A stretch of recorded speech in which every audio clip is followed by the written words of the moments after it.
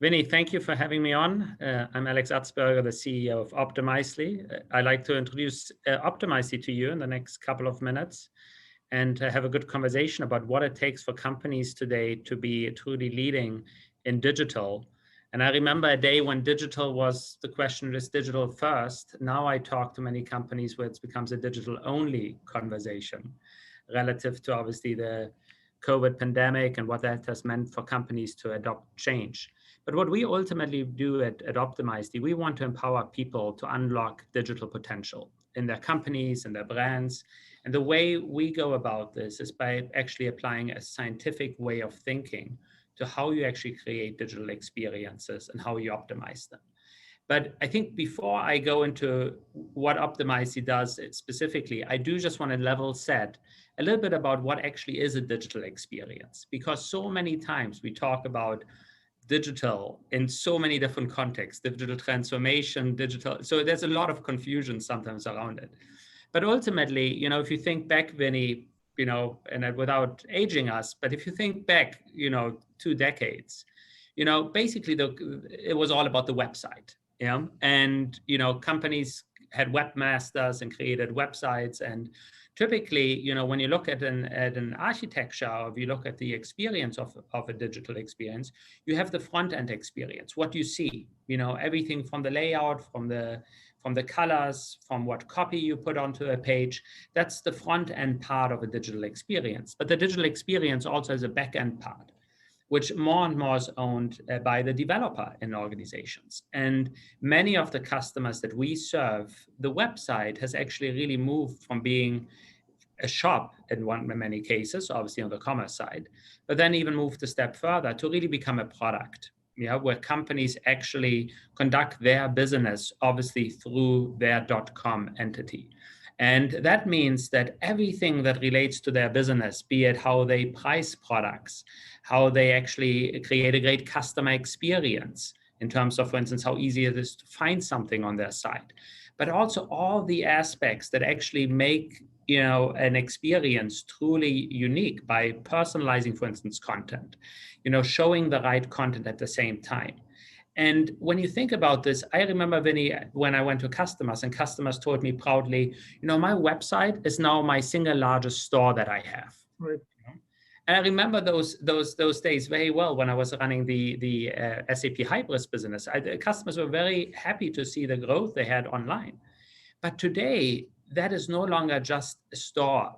It has completely, dwarfed all the stores. And today, really, it is the business in many cases, and it's an own channel by itself. So it's really has become something that is a nice to have to something that obviously is truly digital first. And what I encounter when I speak to customers, and Optimizely has 9,000 customers, and we serve smaller mid-market customers to large enterprises. And what I find typically is that the maturity and the potential is there behind all the brands, but it's really hard across the MarTech stack to understand what technologies to use when and how to actually create an experience that's truly sophisticated. And I used here on purpose Amazon's example because everybody ultimately competes with Amazon. Everybody looks at Amazon as kind of like the showcase for this, for a digital experience. And obviously, they do a great job at this. And I see Optimizely's role and mission in life is to empower our customers to compete on the same level. And what we basically have set out to do is to help customers create those sort of sophisticated digital experiences, but to make it simple for them to do. And base the way they create experiences actually on the outcome that they ultimately want to drive. And so creating sophisticated digital experience simple, we do through the technologies that we have built, especially around personalization, around experimentation, and around recommendations in our core engine. And so we are a fully integrated platform, and I will cover this in a second, between how you create content, a commerce platform. But again, the focus really is on how can you drive that sophisticated level of personalized digital experiences at scale. Now, Alex, like you said, everyone talks about experience, right? So Adobe talks about experience builders, and SAP with Qualtrics is trying to measure experiences. Do you find it's become more difficult to position experience, or has it accelerated? I still think experience and the word experience works well for what companies want to achieve, Vinnie, because they do really see obviously a correlation of growth in terms of how the experiences of a customer, and a bad customer experience really turns customers off. Yeah. What I do think is happening though is that the way the word customer experience is used is sometimes very confusing to me, because for me, a customer experience is the holistic touch points that you have with a brand. Now, I tell you, sometimes I have vendors who, for instance, in my own company, serve me up a CRM system and try to tell me that it impacts the customer experience. And I don't think so. I think it's an internal tool that helps my salespeople be more productive. The customer experience is truly the customer, the touch point with the customer. This could be a store visit, that could be in an airline experience, but it's also the booking process. It's the things that you go through that touch you and put you in connection with a brand. And each one of these touch points can either be reactive or proactive, which means for me, for instance, and that I was this way involved with Qualtrics when they became part of SAP, fantastic platform around the qualitative data for surveying customers. Less helpful is a survey in terms of proactively serving up the right content. And so what Optimizely and Episerver, the company Episerver acquired Optimizely recently, what Optimizely does is kind of the opposite. We use experiments to look at customer behaviors. And based on the behaviors of the customer, we determine what is actually the best way to show information, lead people through a process, etc., because you constantly experiment. And that, Vinnie, is another way to think about experience creation. There are many other forms of qualitative and quantitative data between surveys, experiments, and other things that you can use. But the approach we take is primarily around first-party data. I think if you just rely on third-party data, it's really difficult to do this. And it's really about using first-party data on customers that are on your side and quickly being able to assess, what does Vinnie want to see next? What's the next step in the customer journey? And that all depends on how good you are at really taking advantage of the data that you collect of the customer and how quickly you can understand the content. In my view, Vinnie, a lot of companies are wasting a lot of effort and time creating content that nobody ever looks at. I mean, if you go to some of even the vendors you serve, some of the larger vendors, they probably got 50,000 pages on a website. Yeah. And then if you look at the usage of that, it's crazy. But you want to know what's the right content to show, to whom, when, and that's a hard problem to solve. And for many companies, that has still been, again, a very complicated set of technologies that for many teams is very difficult to manage. Yeah. So what we have set out to do is really to build that into one platform where we want to avoid that people are doing the trade-off between having to choose something that's out of the box, super simple, towards something that's super sophisticated. If you take, for instance, commerce, you can go with a Shopify solution that is out of the box, gets you started really, really quickly.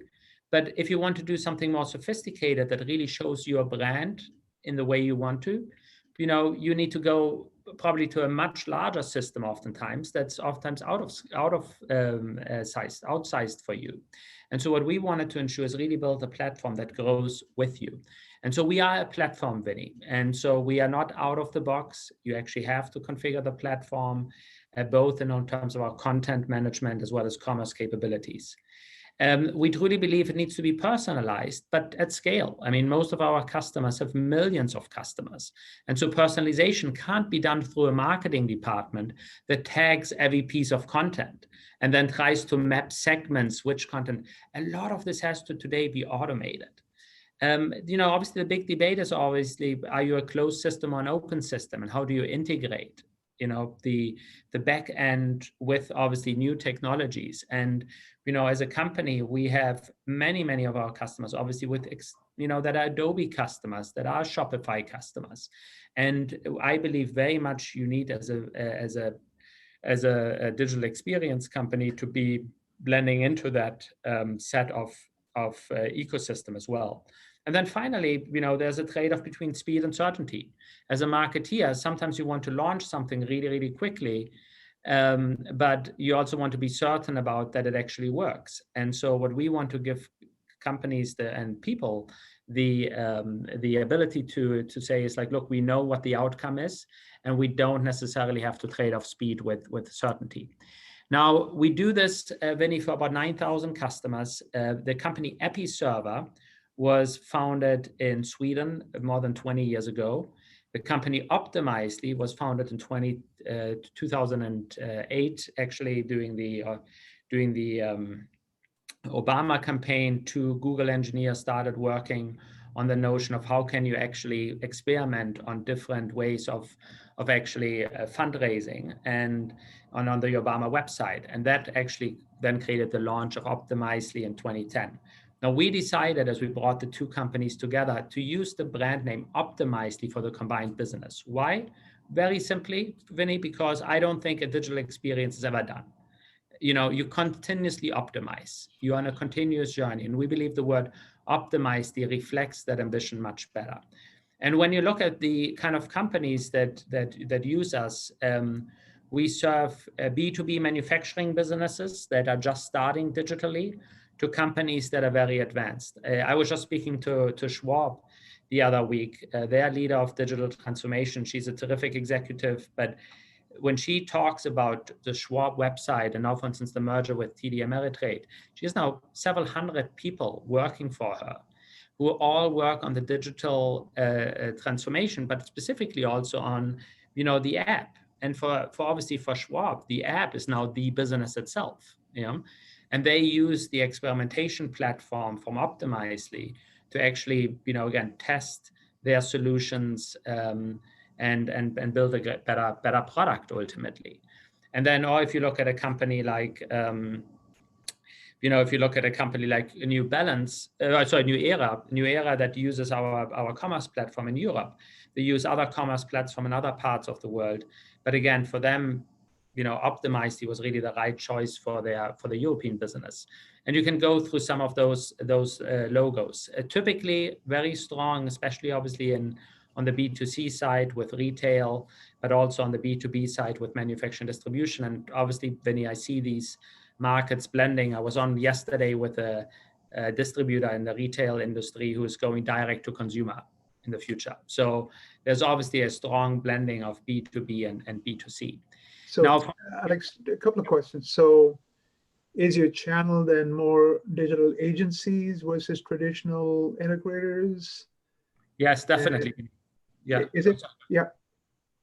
Yeah, definitely it is. So digital agencies, really they really don't identify themselves as if I look at, my history coming from an ERP background in the early days, you really talked about system integration. The work was, getting the system of record right. The work was the process design across the company. You had your go live and you did some optimization as you went along.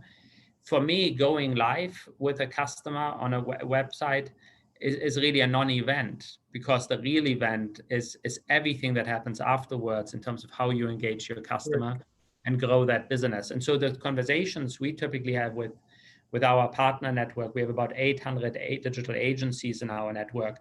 They are creative types. They are the ones who create the creatives. They think about the customer journeys. And, we could not scale without our ecosystem. Because Accenture is the biggest digital agency now, right? They made so many acquisitions that they've kind of blended it. In terms of your commerce engine, is that primarily in a couple of verticals, retail distribution, or are you seeing broader application for that? Yeah, so there's two pieces to this. The first was at Episerver, the commerce engine, which is, me coming into Episerver in December 2019, I actually always had Episerver squarely positioned as a CMS. But what Episerver did very smartly was actually extend the content management system with commerce capabilities, because they really saw that it was one journey. And so typically where we do really well is Vinnie, if customers have a strong brand story, have a strong product story, and then start to really digitally, so really high consideration purchases, do really, really well through our platform. Like if you sell, let's say, a mattress and you research a mattress in many, many different ways, that's where we typically do really, really well. Yeah, where we don't compete on the B2C side is necessarily if you're a retailer that is billions and billions of commerce online. Yeah. The other vertical where we do really well is through an acquisition we made of a Minneapolis-based company called Inside Commerce, which was very focused on the manufacturing and distribution vertical. And obviously the purchasing behaviors in that customer base, or their customers' purchase behavior, is very different than to a common retailer. Yeah, you typically buy against a contract, you typically have repeat purchases. So the entire platform has been designed around that. That is actually in 2020, especially during the time of the pandemic, that became our fastest growing business, Vinnie. And the company is very, very dedicated to serving also the B2B manufacturing space. I think it's actually still a very much an underserved market. Yeah. How about in the pandemic, we saw the restaurant, everybody ended up needing some digital commerce capabilities, right? From telemedicine to restaurants and so on. Did you see any extension opportunities, or do you have enough in the verticals you're already in? Yeah, no, if I look even at the last quarter, Vinnie, one of the vaccine distributors signed up as a customer to us. We just signed another healthcare company. I mean, healthcare clearly is investing if you look at the market. Yeah. The other company that became an Optimizely customer is DoorDash. Yeah, so food delivery businesses. Yeah, and a lot of these businesses, Vinnie, are tough to describe. I mean, I remember back in the day when we tried to classify companies by industry. I mean, DoorDash. What's DoorDash? Is DoorDash? I mean, how is it a transportation company, or is it a technology company? Or a food company? Yeah. Yeah. Food company. And when you look at the technology teams in some of these organizations, they have a large technology team, and for them the app and how they actually obviously connect with their customers is super important. Yeah, good. Just maybe just briefly talking about the platform itself. Really two key components around one, creating an experience. That's really the authoring. This is the merchandising. That's the content and commerce side, and then connecting this with the continuous optimization. And what's so important in understanding of this is what we want to do is we want to help somebody who creates content to know what content should they be writing about. So we literally ingest the content of your website. We understand what that content is about. And so, for instance, we work with financial services companies together who have tons of content to say, like, look, your visitors read the following content, but they really are looking for more content on this topic, and you should actually be building more content on that. Yeah. And then what we do is, we really answer the question, how should you show this content? And you do this through experimentation. And some of our largest customers on the experimentation side, they literally run thousands of experiments a month, and every incremental piece is being tested. The big difference, Vinnie, to back in the day when we talked about A/B testing, is you're not trying to A/B test for like one outcome to say like, oh, I want to find the one thing that makes me $5 million or something. You're testing constantly, and that constant testing incrementally moves you just up the curve in terms of your digital excellence. Now, the details of this platform are on this slide, which shows that the create part is our content cloud and our commerce cloud. And then on Optimize, we have a intelligence cloud and a full stack version of our software, which really is targeted to the developer. So the developer community is super, super important here, because these digital experiences today don't get created anymore without a developer being involved. Yeah. Alex, you mentioned third-party data. How are things like GDPR and some of the privacy initiatives, any effect on you, or? Yeah, I think they are always always have an effect, and they're very, very important. So one, from our perspective, is we do focus on first-party data, which means once your customer's on your side, yeah, you should know this customer. You should start to, even if you don't know the customer yet, through the behaviors that the customer takes on your website, you should start to be able to personalize things. Data privacy, huge topic in nearly every company, obviously. I think also new regulations always come up, Vinnie. Right now in Europe, it's Schrems 2. Yeah. And the challenge with this as a vendor and for any company to navigate this is really that the goalpost keeps moving of what that actually means. And so I think, regulations like this put pressure on companies, systems, and solutions to constantly not just look at the technology itself, but which people have access to the solution, where are those people based, and it doesn't make life that much easier. But as always, every challenge also has an opportunity. And so obviously our opportunity is to help our customers through this and to find ways to personalize experiences without relying on third-party data. Yesterday's announcement by Google is a good example.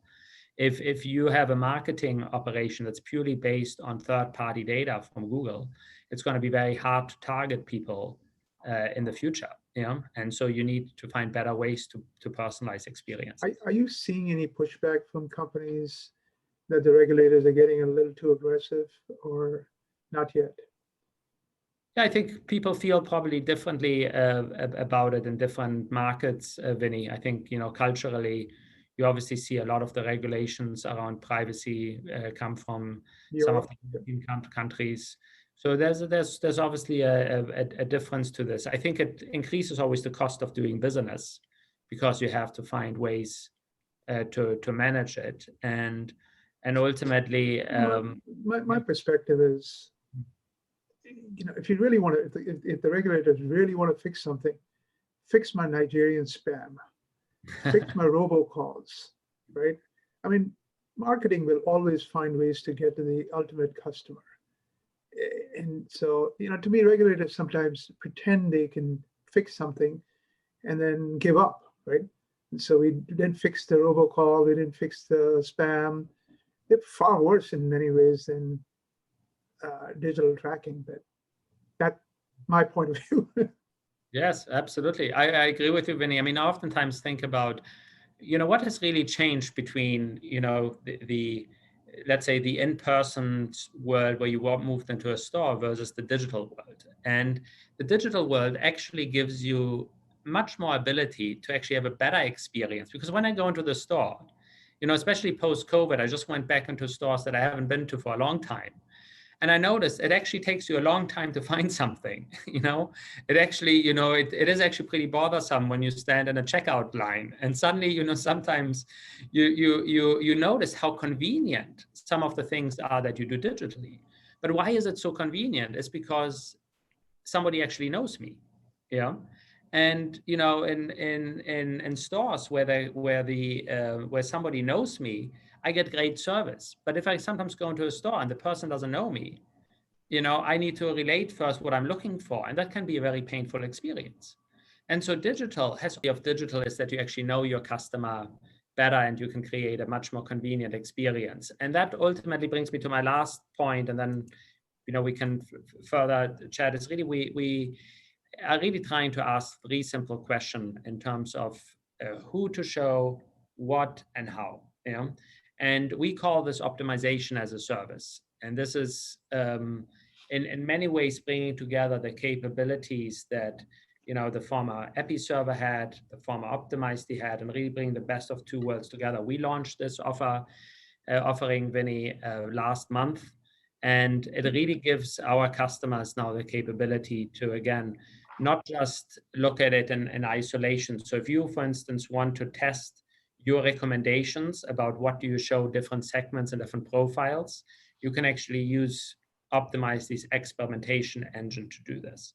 And so these three questions really drive us in terms of how we develop our software. And the important part, again, is it's part of the platform that is really the foundation for companies in the digital experience, which is the content creation and the commerce system.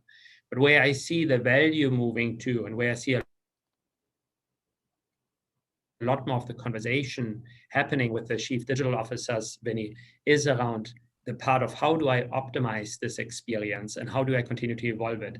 And I think qualitative data through surveys is one way to get input, but it's not enough. You do need a quantitative, scientific way to think about this as well. And obviously the power of digital is that the numbers get so large quickly in terms of actually be able to actually run meaningful experiments so that you can actually start to really focus on that great experience for your customer. So that's Optimizely in a nutshell, Vinnie. And again, I appreciate you having me on. Alex, this is great. You know, and I'm impressed how many big logos you have. And I'm sure you've picked up a number of smaller ones in the last year. So everyone needs this. Yeah. No, I look, the customers are the inspiration,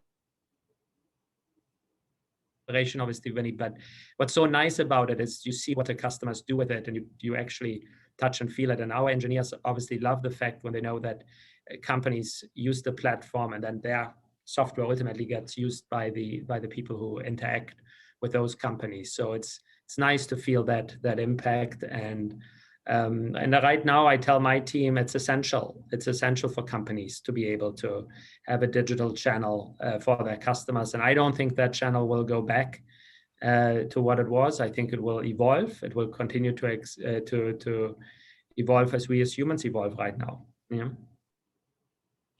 Yeah, I interviewed many C-level executives in different industries, and you could just see how dramatically digital started to affect their businesses.